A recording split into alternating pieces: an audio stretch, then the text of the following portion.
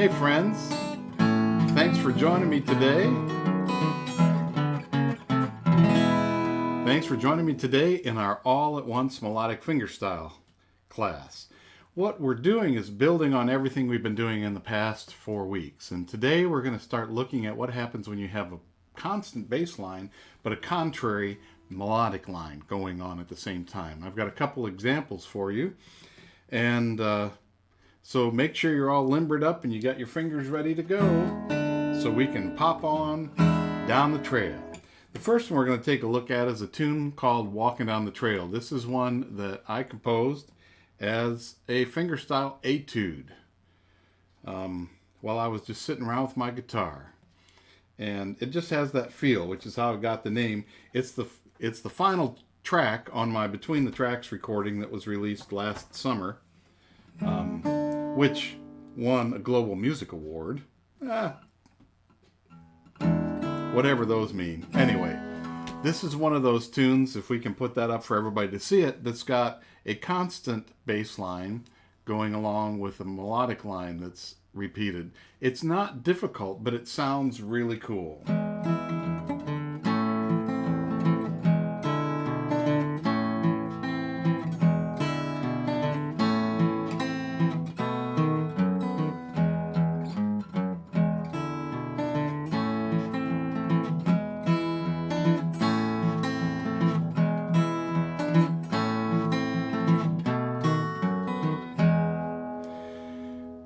So when I see something like this that looks like, oh, I don't know about you, but when I look at tablature, when I look at musical notation that looks like something like this, it can look a little scary. So just as an orientation, the stems down are the constant moving bass part. The stems up are the melody. And so one of the things I can do, and the beauty of having a guitar profile like this that's in the supplemental material, is you can open it up and you can display it with just one part. You can display it with just the top stems up part, or you can click on 2, which is the second voicing, or second voice, and you can see only the stems down part, or you can click on see everything, which is the way when you're printing it, it always shows everything. But by choosing that, it can break up my practice time, and I can see, oh, maybe this is accessible to me. So if I do this, well, and first let's just navigate. You can see that there's a first ending and a second ending, and then it says fine, but that's not the end of the song because there's another page. We're just going to look at the first page right now. We'll get to the second page in a little bit. But if you take a look at the first page and only do what the thumb is doing, just look through and you can see what we're doing is the really good alternating technique, Travis style picking, some people call. There's other names for it. But I'm playing the low E, the D string, the A string, and whatever I have on my chord shape, I'm doing the same shape. So all through this, the only time, well, I start on the E and go to the D and A, E, D, A, E. And I'm not saying the names of the notes, I'm saying the names of the strings. Or 6, 4, 5, 4, 6, 5, 4, 5, 4. And my thumb is doing all this work.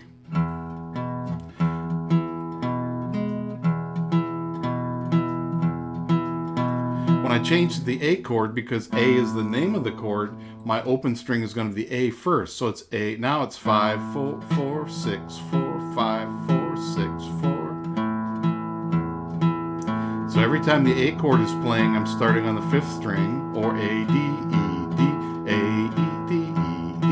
And I'm not calling again the names of the notes that are sounding, I'm calling the names of the strings I'm playing, just so your thumb can get oriented. And then when it's time for the B chord, it's the same thing as the A. I'm starting on the A string, going to the D string, and then I do in my left hand then have to move a finger. I'm playing the B7 chord, and I don't have enough fingers. I could hook my thumb, I guess. That's a little awkward for me, but it can work.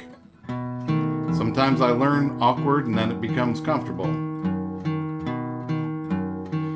But all that's going on in the thumb is bouncing up to the D string after everything else I play, choosing my first note to be whatever sounds at the name of the chord. So when it's an E chord, it's the low E string. When it's an A chord, it's the A string. When it's a B chord, it's on the A string, but my second finger is at the second fret, making a B. And you'll notice that while the thumb is doing a lot of work, the left hand kind of gets a break. It gets to sit still for a whole measure.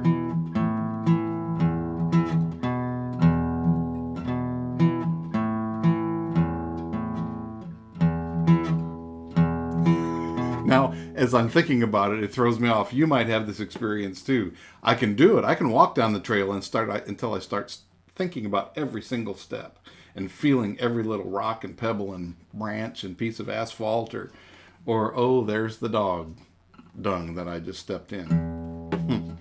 So this is what I would suggest doing if this is a struggle for you, is just go through and play whatever is going stems down. And in the tablature, it's the lowest numbers.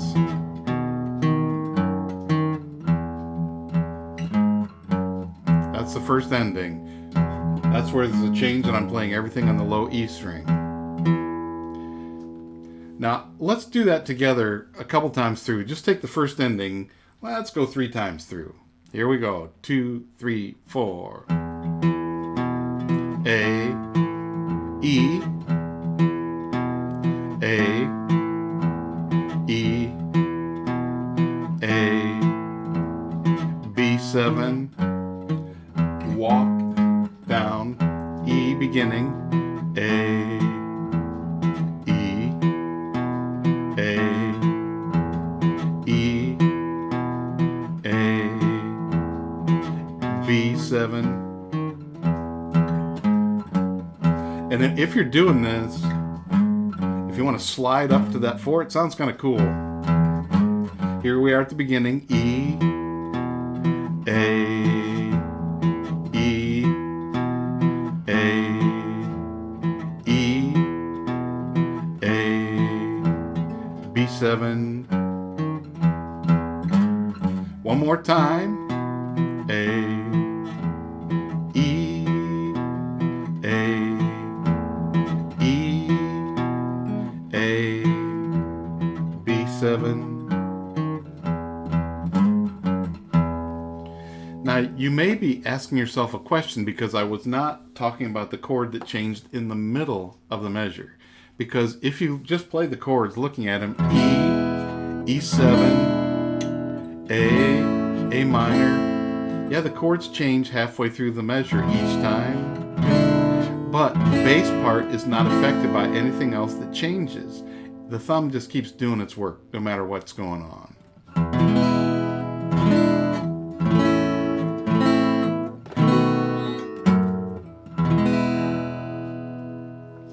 So while I'm isolating and working only on the bottom part, I can scan and say, look at this. I don't need to change anything for my thumb to work. I can just keep the same shape down.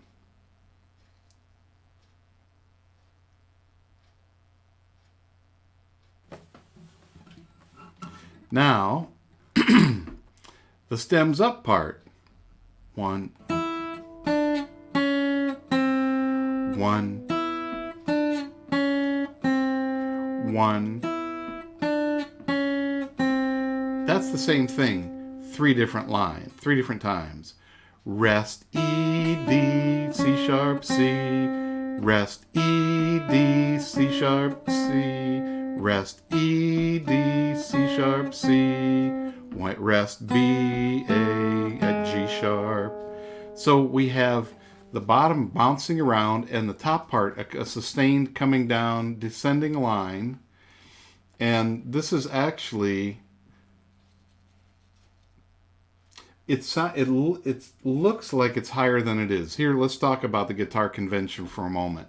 The music on the tablature and on the staff looks like it's sounding an octave higher than it actually is, because the guitar, where its actual pitches are, actually sounds an octave lower than it looks on musical notation. That's the guitar convention, that we're going to put it all in one staff. So we're going to put it all in the treble clef, but it actually sounds, the pitches that vibrate are actually an octave lower. So these notes, the E, D, C sharp, C natural, are really they're really in the baritone range. They're really in the low part of the, very low part of the alto range. They're in the upper part of the bass range.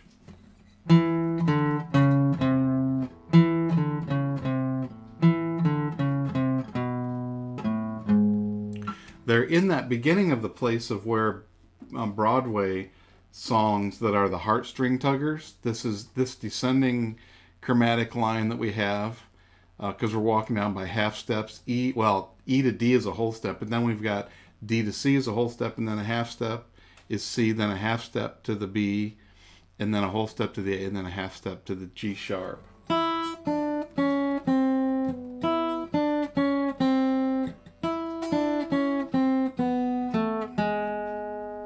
So it's a chromatic scale down.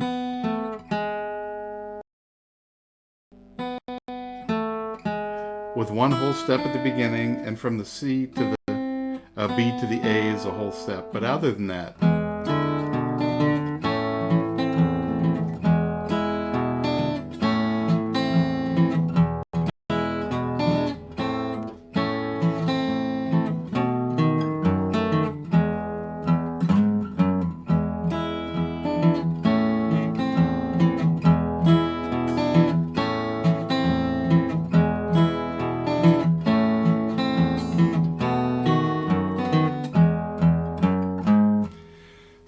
what I just did was put those two things together. And in my experience, when I play the syncopated part, it really helps the stated part there.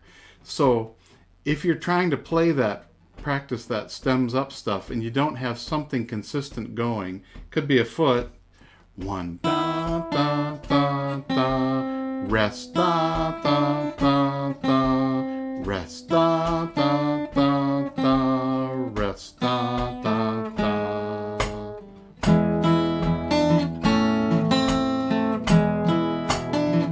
I'm trying to kick on my stool a little.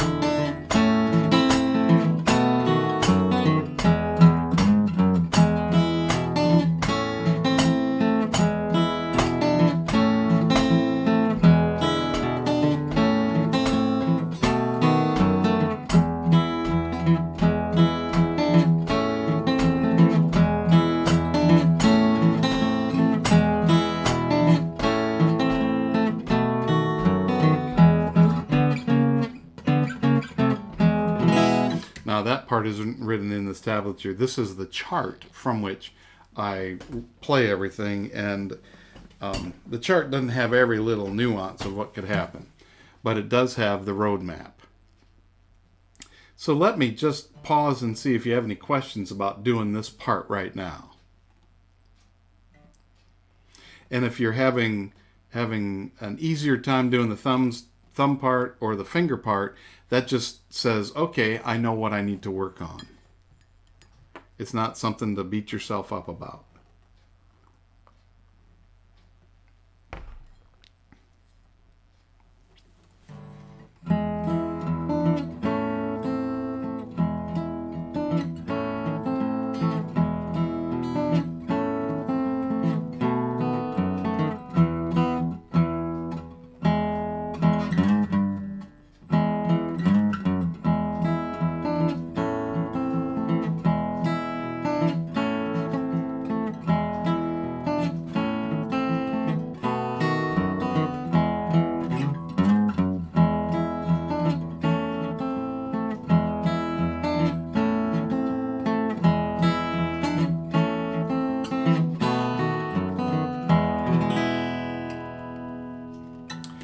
Here's a question.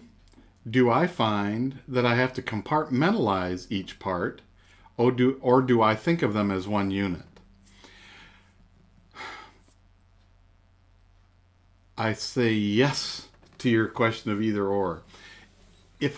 When I was composing this, I thought of it as one unit, but in taking it apart to break down how it might be accessible for other people, then I broke it into individual parts. And that's actually how I do I do it as components when I'm learning it. Especially if I'm learning something I'm not composing. I put the thing together, and then I take it apart and put it back together. So it ends up being like the Henry Ford assembly line thing. But it didn't necessarily start out that way. There may be some songs that I just get the bass thing going, but that's not how it came, that's not how it emerged in the world. And so it kind of went through together, apart, together. And I took it apart again to teach it, and then together. When I wanted to write it down, I had to take it apart. Because you can see in the tablature, stems up are the high part and stems down is the bass part. And so I had to take it apart in order to write it down so that everything would be where it needed to be in order to play it, in order to teach it. So the great question. But it also reveals that we have to be flexible. That it's like taking the geode and turning it around and looking at all the sparkles and what's going on inside. It looks like a rock. You cut it open. It's like, wow, look what's in here. But every time I turn it, the light touches it in a different way. Or taking the kaleidoscope and turning the colors, it's always something new. Well, here it's the same song, but I keep seeing different facets of it. Another question. Do I have advice on how to train the thumb to keep chugging while changing the melody? I have a series of thumb builder exercises. If you look in the fingerstyle lessons here on JamPlay, there's a series of fingerstyle exercises to get my thumb used to doing something different while the other finger's just to answer.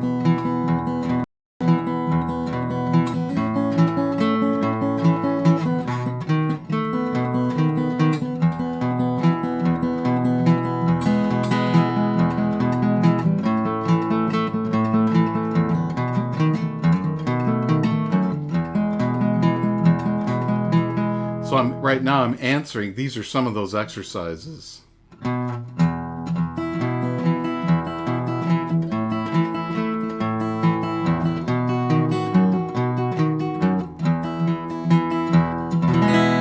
So what I'm doing with my thumb is just going a pattern that's going up and then answering with a different finger on the other hand. It's very mechanical, but this kind of exercise lets the thumb get used to doing something that's independent of the fingers and lets the fingers get used to answering whatever is going on with the thumb. So that's my woodshed idea. Take it to the woodshed, work on mechanical things, physical, but they can become musical by your changing of dynamics.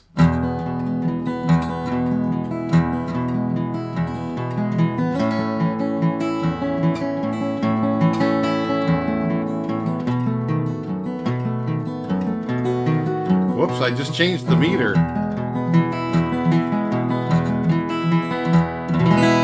So as I was playing this mechanical exercise and started thinking, what can I do differently? It became more musical. I moved from, it was written in 4/4 time, I moved to 3/4 time. It's like, oh, what could happen? But here's kind of like the secret under the curtain. If you keep a chord shape, instead of thinking of these as atomic bits, and maybe this is the compartmentalizing thing, if I scan and say, you know what, if I keep my fingers down, I don't even have to change the chord. I can put that E7 chord down from the beginning, and then the only thing I need to change is lift up my pinky from the A to the A minor. Distance in this project.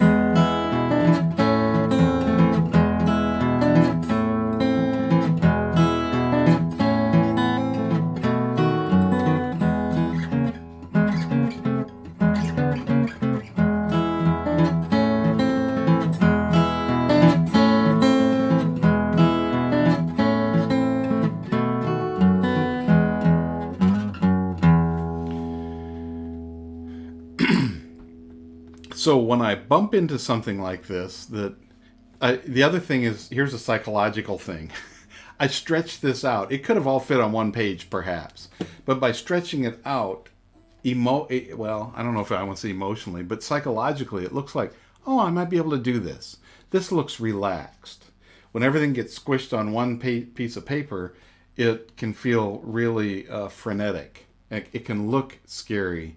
When I get the acoustic guitar magazine and I open up and look at the tablature things, it's like, oh, there's a lot on this page. And when I sit down and play them, it's like, oh, that's not that hard. I can do that. But there can be a psychological thing about the way you display and present what you have. The nice thing about Guitar Pro files is that you can, if you have the Guitar Pro file, you can make it display differently. You can take something that was compressed on a page or 2 pages and put 2 measures on a line like this and stretch it out over many pages and make it look more inviting to yourself. So you can start seeing, oh, this is where this goes and this is where that goes. Now, let's turn to page 2, because when we get to the second ending of the A part, it's the same frets but the different order. The E in the first ending, 0, 0, 4, 2, and then we're going back to the beginning. To go on to the B part, we have 0, 0, 2, 4. It's walking us up.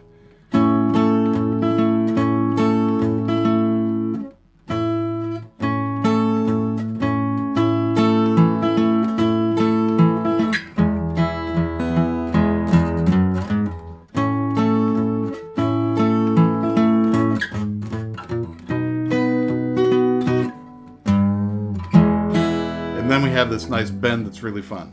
So what I'm doing is going to the A-shaped bar chord. Now, if you're not someone who has used bar chords, here's the beauty of this. When I was playing in the E shape down here, I had a pattern that I could get used to because the E-shaped chords let me know that the name of the chord is going to be in the lowest E string. When I put the E-shaped bar chord up here at A, the voicing of the chord is the same thing, even though the notes are different. And so my fingers in the right hand can do the same thing.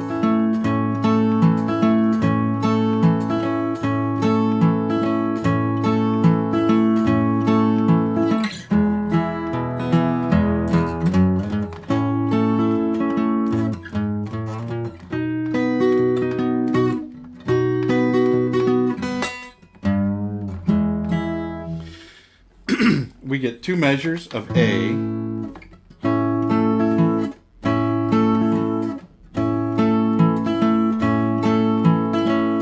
then E, same shapes. We have that walk up again, and then we have the bass walking that has to happen if you want to play on all the notes in between. When you're going from the A chord to the B chord, they're right next to each other. You have to step back a little bit. But when you do the B-shaped bar chord, you're doing the exact same right-hand pattern that you did for the A chord and for the E chord. That's awesome. And then it's time to do that half bend. To my left. Okay, there we go. Want to present this so you can see it better. So here's the A chord.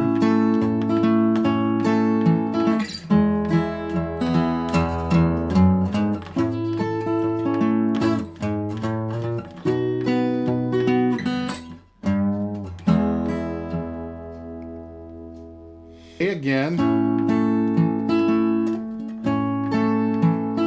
E.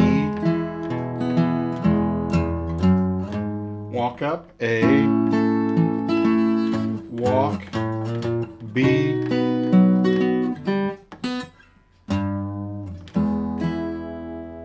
and I could play this.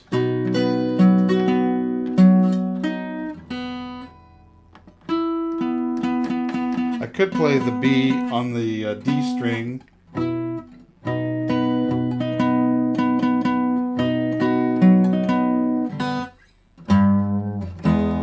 I give you the option of playing it at the open so that you can get your finger ready to do the bend at the end of the last measure. I'm bending on the low E string from 3, about a half bend. The G sharp is the note that I want to bluesify a little bit.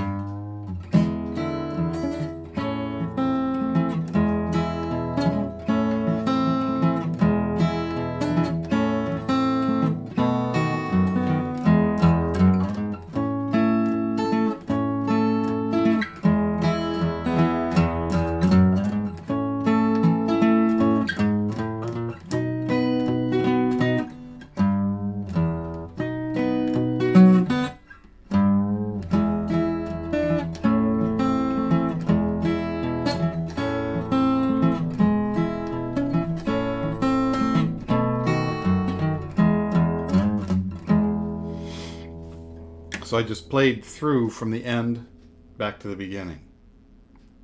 Now, if you have any questions about that, feel free to write them down. But what I'm going to do is I'm going to start. Now, here's the other thing that can happen. We can get really good at the A part because we started with that and fumble around in the B part a lot. So if you are working on a piece of music and you find that one part of the piece is a little bit more difficult or trip-uppy, if you're walking down the trail and there's this brute that sticks up and trips you every time you go by it, that's where you need to put your attention. So because we spent so much time on the A part, we might need to spend as much time on the B part. So this time, let's loop this 6 times.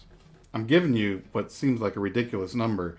The reason I'm giving you a ridiculous number is because when we do something like that in this woodshed way, we're giving ourselves something else to think about and not all the errors that we might actually make. So let's do the second page, just the second page, 6 times. I'll keep track. Do it with me. 1, 2, 3, 4.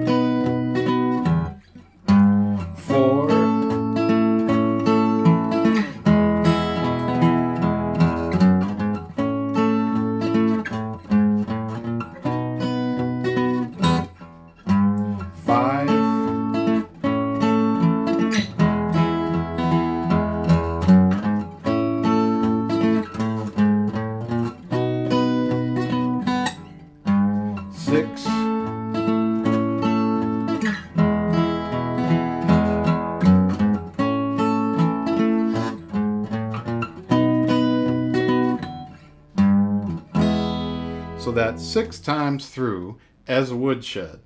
Now, one of the things I learned about doing this, what seems like an impossible number or ridiculous number of repeats, is there were little things in there I didn't like. But if I stopped every time I did the thing I didn't like, I get really good at stopping. I practice stopping. And practice makes permanent.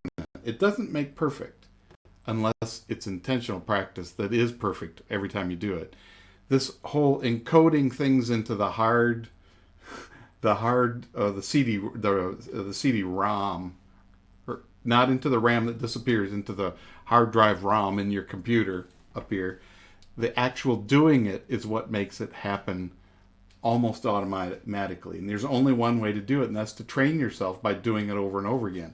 When I do a lot of repetitions like that, I find out that if I try to do one perfectly, I often can't. But when I try to do 6, sometimes I get 4. Sometimes I get 5. So I actually increase my chances of getting it right, which increases my chances later of playing it more correctly, because I got more correct than the one I didn't get right. This tune is called Walking Down the Trail. It's It's the final track on my Between the Tracks CD that came out last summer. It's all fingerstyle guitar, and it won a Global Music Awards, silver. Even though the award sticker looks gold, it was a silver. It's my life. I'm the second place of whatever it is I get into, including my 6th grade spelling bee. I lost to the girl I asked to the prom when I was a junior. So, just goes to show you. Maybe she said yes because she felt sorry. Maybe she didn't even remember. But Walking Down the Trail is a song that lets us have the bass line move in one direction while the other fingers are coming in an opposite direction.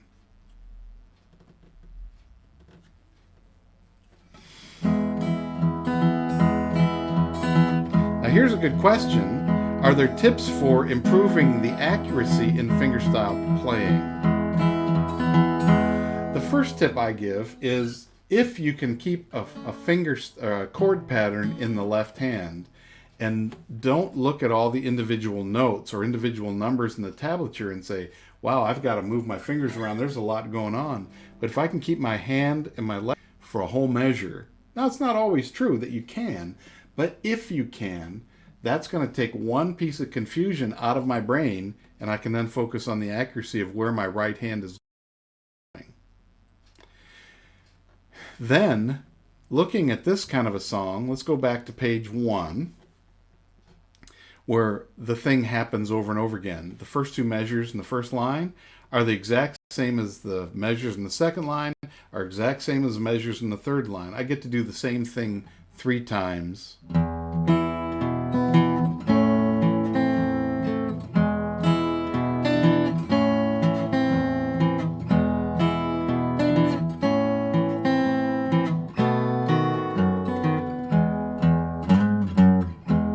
And as I do that, the pattern that's going in my left hand or my right hand is the same pattern. The only thing that changes is where does the thumb start.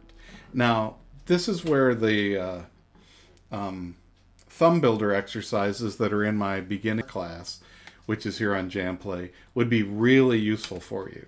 Because what we're doing is getting used to when the chord changes, knowing, and this is the understanding part that goes behind the playing, knowing when I'm playing an E chord, what's the name of the chord is the root of the chord. And I want to be able to play a chord voicing that lets me use the root of the chord.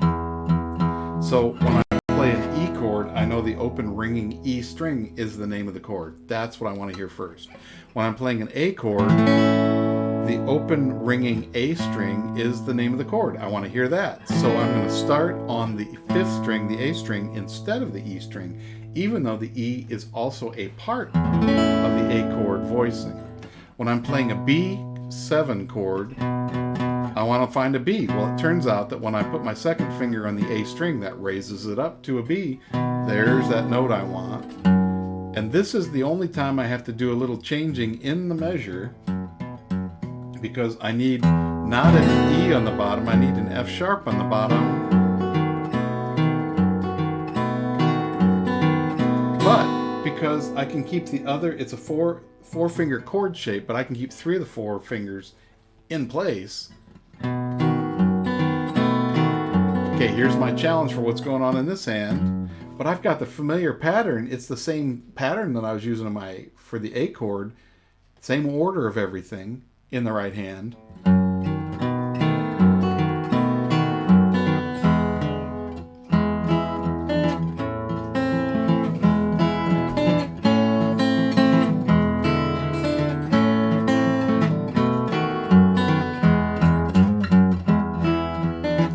So the other tip is to break it down.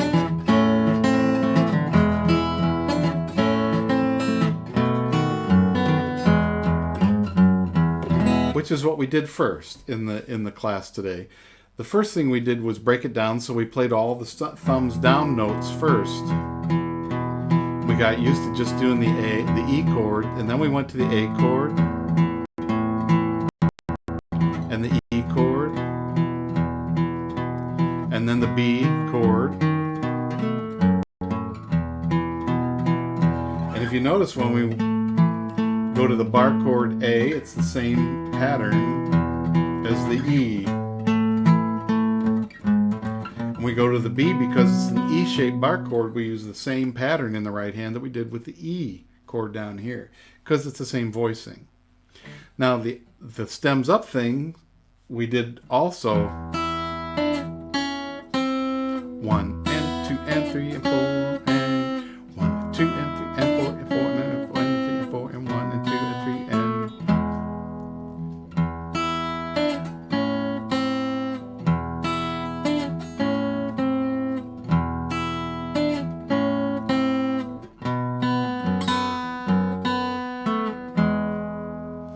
Now, for me, it's a lot harder to do the stem up without the bottom part. And playing syncopated rhythms is usually hard unless you have the constant beat, so you know where to play off of it for sure. So now let's put everything together and play all the way through the piece. At the beginning, 1, 2, 1, 1, 2, 3, 4, and 1, 2. Do a little swingy. 1.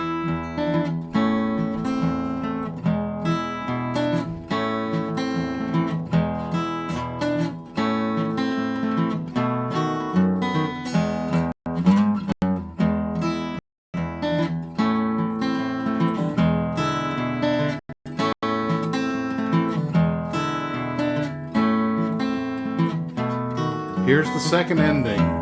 Bar chord A, E, walk up, bar chord, walk between the B, A and B, bend, beginning,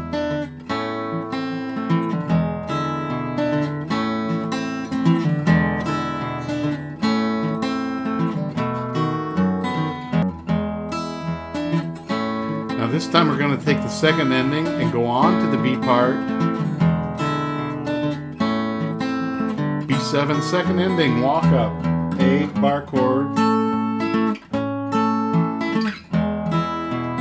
walk up, A, bar chord, walk between, B, bar chord, bend, beginning, first ending,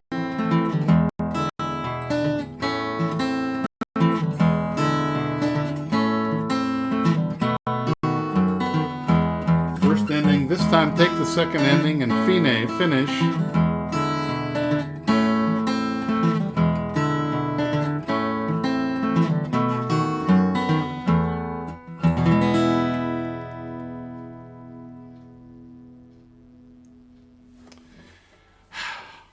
I like it because it's easily broken down into parts, and it's a good, that's why I call it a fingerstyle etude in E, because an etude is a French word for study. It lets us study something. Now, Maestro Chris, if you can put up our second page today, we want to look at a moving bass fingerstyle exercise in the style of Arlo Guthrie. This is a common ragtime kind of thing. This thing we're doing, what we did with Walking Down the Trail, and what we're doing here.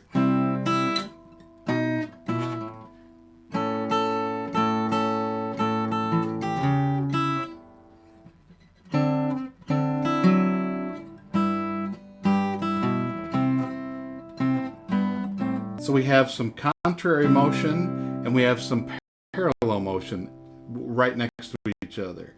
So from Alice's Restaurant is where this kind of he uses this idea in Alice's Restaurant. So we're in a C chord. Now we have contrary motion here. So, and then we have this. So there's a lot of fingering stuff that has to happen in the left hand with this one. But if you realize we're doing, and this is the common, going from the 1 to the 6.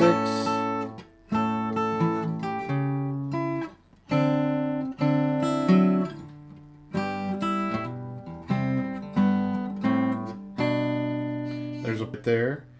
And we had the D7 chord, which is like a C7 voicing, just slid up 2 frets. Let's just do those first part where we do the walk up. So at the beginning,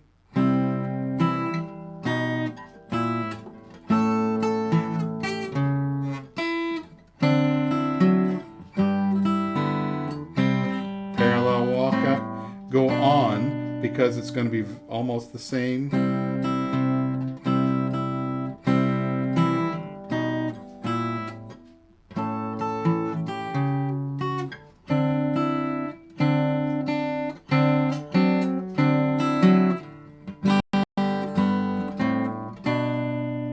Just a little bit different than what happens in the D7.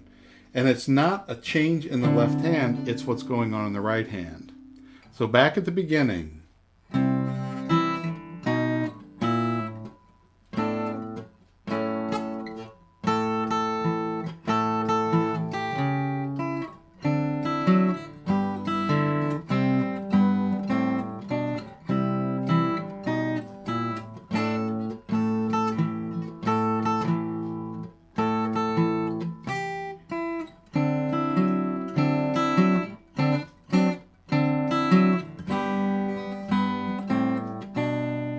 So now let's do our process of what we did before. We're going to break it down, and we only do what's in the stems down part. Here we go.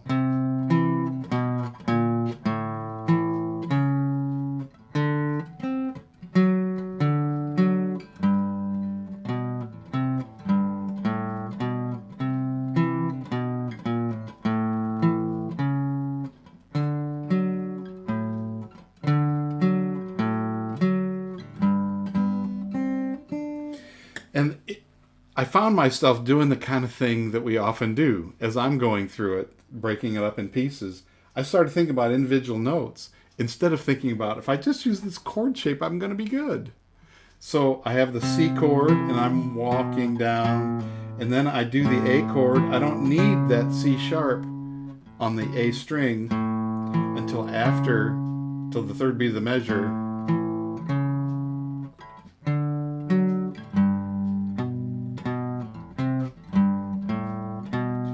Now I'm in the middle measure of the second line.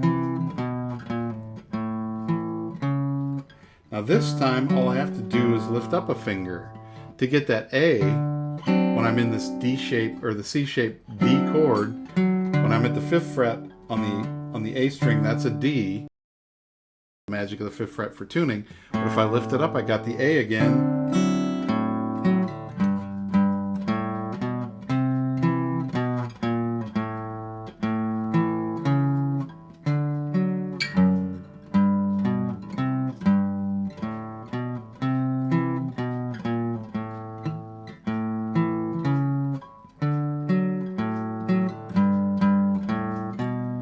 So you can see the walk-up continues to happen. What's different in between these two times is the first time when you go to the D7 to the G right away, and the second time the D7 takes a whole measure before we get there. Let's do just the stems down bass part 4 times. Here we go. 1, 2, 3, 4. 1, 2, walk down A. D7, G, B, C, walk up. C, A, D7, G, walk up. Here's number 2. G chord, C, and walk up. C, A. At the end, walking up for the 3rd time. D7, G, C, walk up, C, A, D7, G. Last time.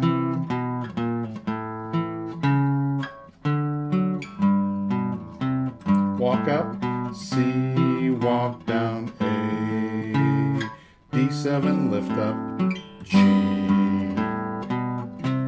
Now that was just the stems down. Now let's take a look at the stems up. I'm going to still use the chord shapes.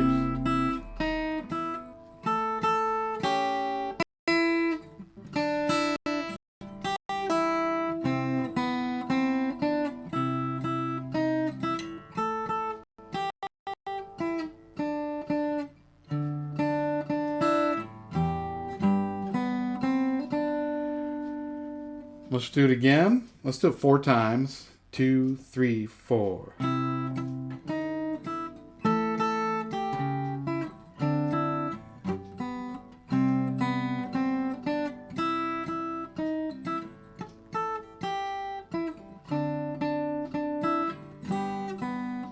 Here's second time.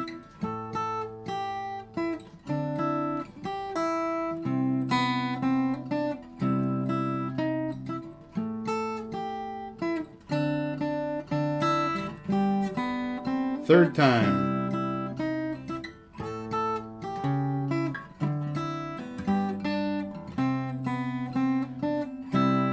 Middle.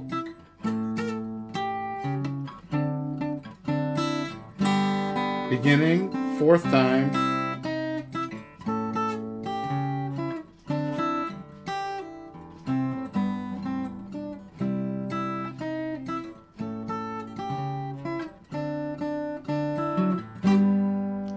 Now let's put them together. Let's go a little slower. 1 and 2 and 3 and 4 and 3.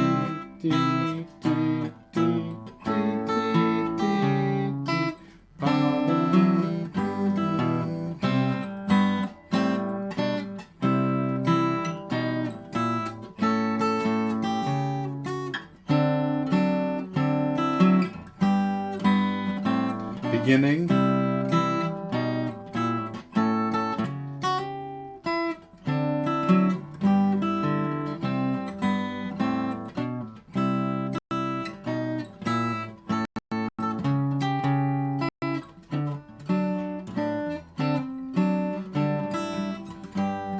Beginning, 3rd time.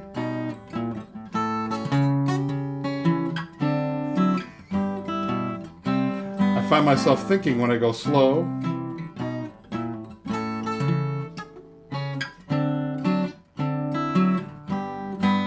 Fourth time.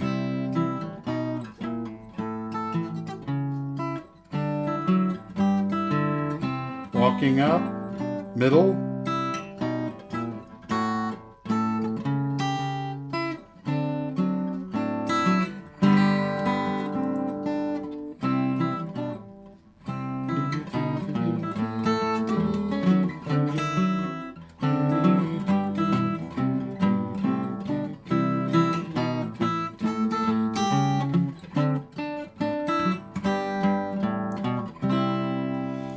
So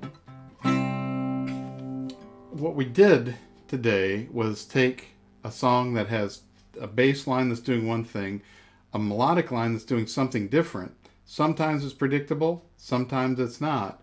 But we divided it up to play the stems down first, then the stems up. We focused on what are the chord shapes I can be using in this hand to simplify what's going on there so I can focus what's going on in my other hand. And then we play a lot of repetitions. So that's a process for doing this. I've got a moving bass line, and I want to make sure that I can keep the song going while the moving bass line happens. The Walking Down the Trail is a song that doesn't have words. Alice's Restaurant certainly has words, and it goes on for a very long time. But this kind of a ragtime is what I used in my traded my thyroid in, and what I got was this song.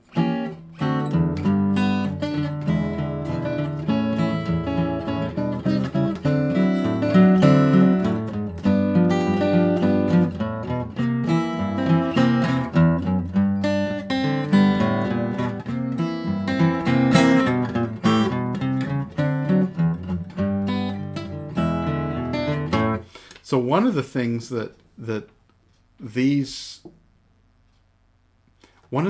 can help you if you want to create a piece like this is start thinking, are there other voicings or other shapes of the chords that I'm used to using? So using this A shape where I have my pinky up at the 5th fret, it's a stretch.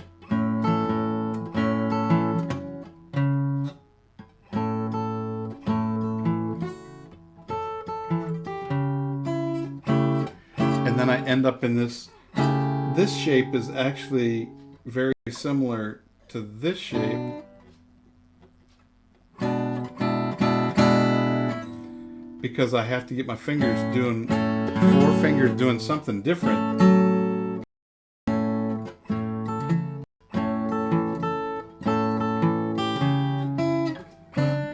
So I think getting from the A to the A7 over C sharp. And just a note, if you're not familiar with slash chords, the A7 doesn't mean you play that and a C sharp chord at the same time. It's telling you that whatever's to the right of the slash, or if it's horizontal and the A7 is on top and the C sharp is on the bottom, it's telling you it's got a different bass note than what you'd expect. If you just see the chord by its name, you expect the bass note to be the root of whatever it is. If it's other than that, there'll be a slash. And in this case, we're doing a walking, so even though...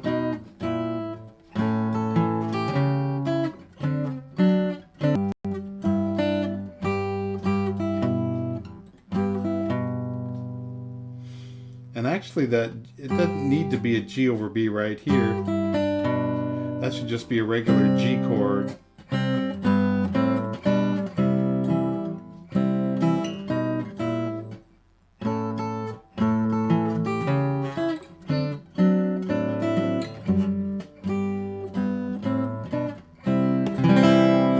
So it's attached in the wrong way, right there. Now, do you have any questions or aha experiences that come from doing these two pieces today? I just want to check in and see where we are.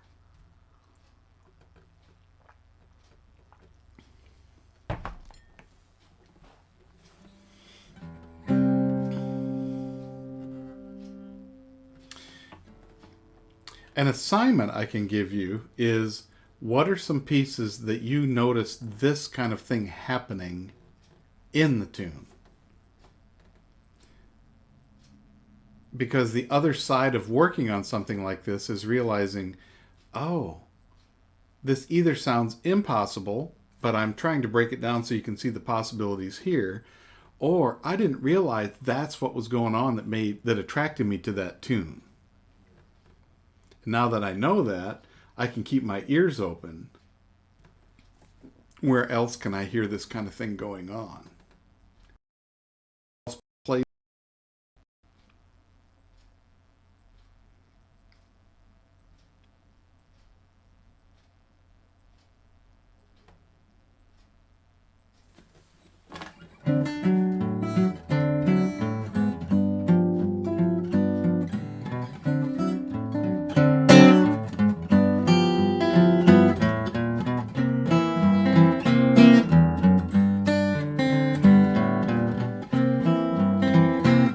Well, I hope that you have found some value in what we did today, and I encourage you to go through it. Don't forget to do ridiculous number of repetitions. If you have to break the piece into 2 parts, the A part and the B part, if you have to break the A part into top and bottom, and the B part into top and bottom, and then put them all together as component parts that go back into a whole, don't be afraid of doing that. Music, we play music, and taking things apart, putting them back together, one of my favorite parts of play, since I was a little kid all the way through growing up.